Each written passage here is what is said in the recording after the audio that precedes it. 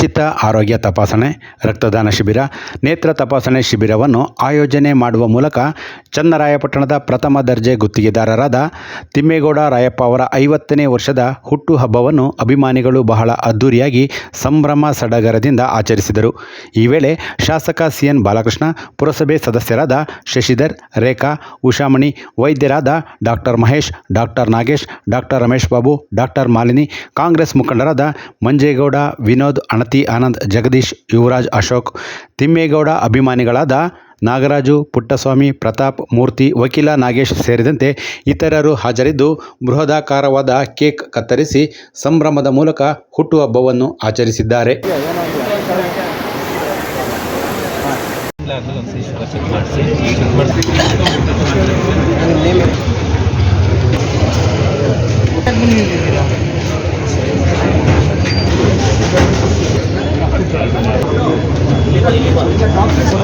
BP ಚೆನ್ನಾಗಿದೆ, sugar ಚೆನ್ನಾಗಿದೆ, ಏನು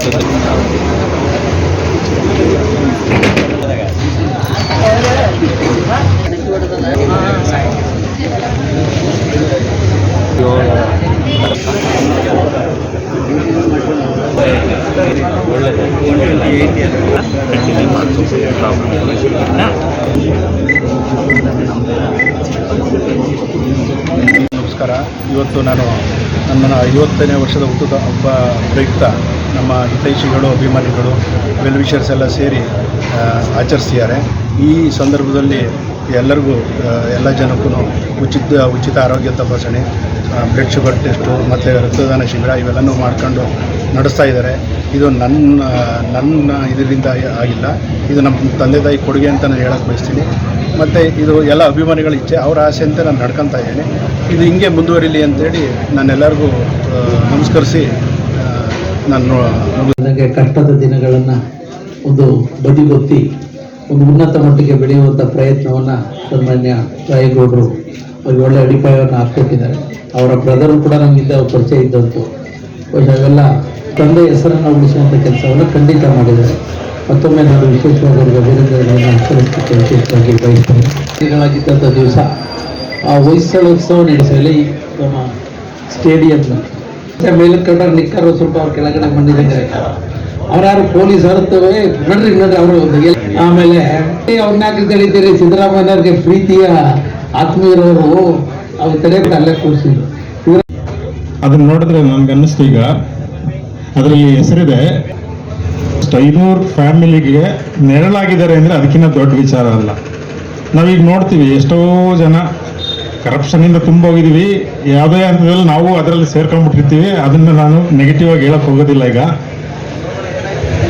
ಅವ್ರು ಎಷ್ಟು ಜನಕ್ಕೆ ನೆರಳಾಗಿರ್ತಾರೆ ಅದನ್ನು ನೋಡ್ಕೊಂಡಾಗ ಈ ಥರ ತುಂಬ ಫ್ಯಾಮಿಲಿಗಳಿಗೆ ನೆರಳಾಗಿರೋ ಅಂಥ ವ್ಯಕ್ತಿ, ಅದಕ್ಕೆ ನಾಗೇಶ್ ಡಾಕ್ಟ್ರು ಇದ್ದಾರೆ, ಇಲ್ಲಿ ಎಲ್ಲರೂ ಇರ್ತಾರೆ.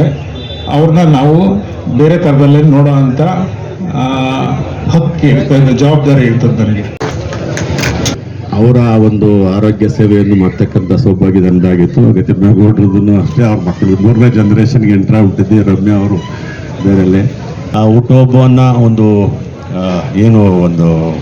ರಕ್ತದಾನ ಶಿಬಿರದ ಮೂಲಕ ಆಯ್ಕೆ ಮಾಡ್ಕೊಂಡಿರೋದು ಭಾಳ ಅರ್ಥಪೂರ್ಣ ಅಂತ ಅನ್ಕೋತೀನಿ.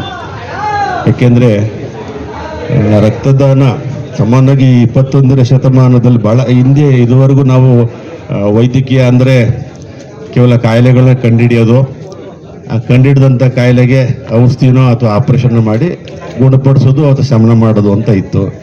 ಆದರೆ 21ನೇ ಶತಮಾನದಲ್ಲಿ ಒಂದು ದೊಡ್ಡ ತಿರುವು ಅಂದರೆ ಈ ಆರ್ಗನ್ ಟ್ರಾನ್ಸ್ಪ್ಲಾಂಟ್. ಒಂದು ಅಂಗಾಂಗವನ್ನು ಒಬ್ಬ ವ್ಯಕ್ತಿಯಿಂದ ಇನ್ನೊಬ್ಬನಿಗೆ ಹಾಕೋದು, ಅದರಲ್ಲಿ ರಕ್ತನೂ ಒಂದು.